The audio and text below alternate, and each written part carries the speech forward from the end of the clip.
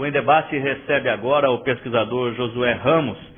Josué Ramos, que é pesquisador do CTI, que é o Centro de Tecnologia de Informação, ou melhor, o Centro de Tecnologia da Informação, Renato Archer, que é uma unidade de pesquisa do Ministério da Ciência e Tecnologia, com sede em Campinas.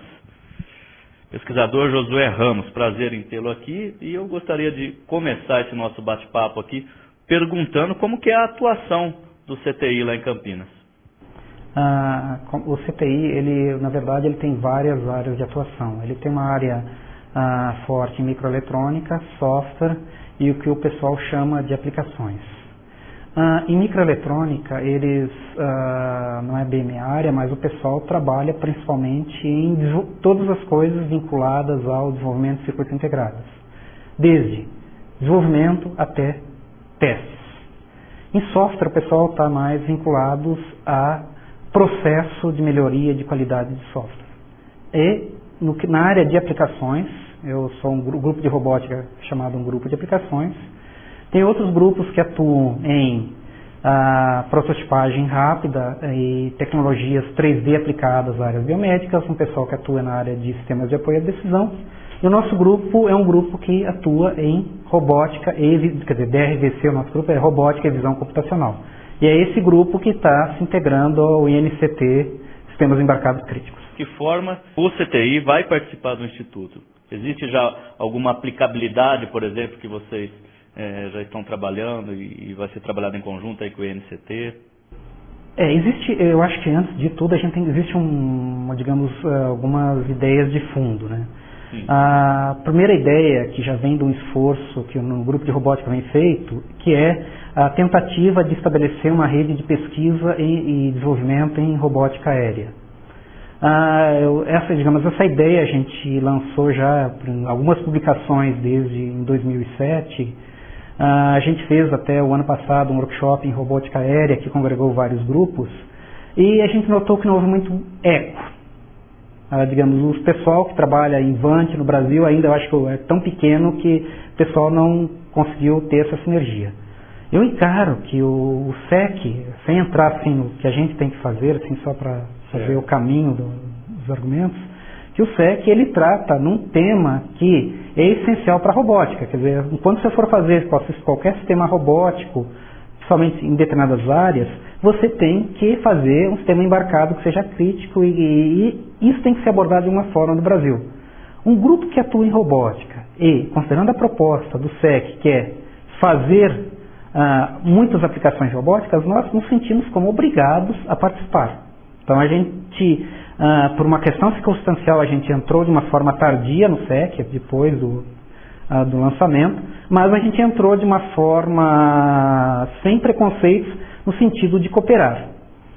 Agora, de que forma a gente está pretendendo contribuir? Agora eu vou responder a sua pergunta, só para posicionar, assim, eu tinha que contar essa historinha para posicionar. Foi importante. A gente pretende contribuir como? A contribuição mais pontual nesse instante, a gente colocou lá, tem uma série de itens que nos interessa, mas nós conseguimos, no decorrer do ano passado, desenvolver uma empresa brasileira para fornecer uma plataforma de um robô para uso externo. E não existe isso no Brasil, e isso sai muito caro no mundo. Então essa empresa a gente vai comprar dessa empresa por um preço simbólico em termos mundiais, e a gente está colocando isso como um equipamento que está dentro dos objetivos do SEC até fazer um robô de uso externo. Então a gente acha que esse veículo que nós já vamos receber em julho pode contribuir para isso. Isso é um dos itens que a gente pode falar. Sem encontrar, por exemplo, toda a nossa experiência que nós temos já de quase 10 anos em veículos robóticos aéreos. Nós fomos o primeiro grupo no Brasil que fez um voo autônomo do veículo aéreo veículo aéreo. Então, em 2000. Nós fomos o primeiro grupo, então a gente acha que essa experiência em fazer sistemas embarcados, essa experiência que nós temos de fazer robôs eu trabalho nessa área há 25 anos. Então eu acho que é colocar essa experiência e participar com todo mundo nisso. Colocar a experiência à disposição e participar disso. Quais são as contribuições e inovações que o Instituto Nacional de Ciência e Tecnologia em sistemas embarcados críticos pode trazer para o desenvolvimento da robótica no Brasil? Acho que um ponto crítico em qualquer sistema, quer dizer, qualquer sistema que voe, é a confiabilidade. Então, digamos assim, se for tratar de veículos que voam sozinhos, você tem que ter um sistema eletrônico que seja confiável. Então, no Brasil essa tecnologia e metodologia não está disseminada. Nós somos compradores de sistemas embarcados. Então, por isso que o SEC deu sucesso. Então, a contribuição é justamente em, talvez, possibilitar colocar no mundo real essa experiência, que são experiências, digamos, em termos de centro de pesquisa, experiências conceituais. O Brasil está muito atrás ainda no cenário mundial? O Brasil não compra nada. Digamos, se você for pensar num avião, todos os componentes do avião são importados. Não existe. E os componentes de maior valor agregado são os componentes embarcados. Então, nós não temos isso. E qualquer, plataforma que você pretende que você tenha uma certa confiabilidade, se você dominar a tecnologia de embarcar esses sistemas e desenvolver software para esses sistemas, você está um passo à frente. E o Brasil não tem isso. Então, a chegada do SEC é providencial nesse sentido. Certo. Agora, Josué, você pode detalhar para a gente alguma das aplicações possíveis dos sistemas embarcados críticos empregados em robótica? Eu diria assim, existe o lado, digamos, que é as aplicações de veículos que voam. Existem as aplicações de veículos autônomos, vamos falar assim, colheitadeira autônoma, digamos, você vai pensar assim, 50% hoje da colheita da cana é feita por forma autônoma, por veículos automáticos, certo? Quem é o fornecedor dessa eletrônica? Então, toda essa gama, ou equipamentos médicos. Então, existe uma série de equipamentos que nós não temos muita experiência de desenvolver esses equipamentos de tal forma que garantam a confiabilidade deles. Então, o SEC é fundamental nesse sentido.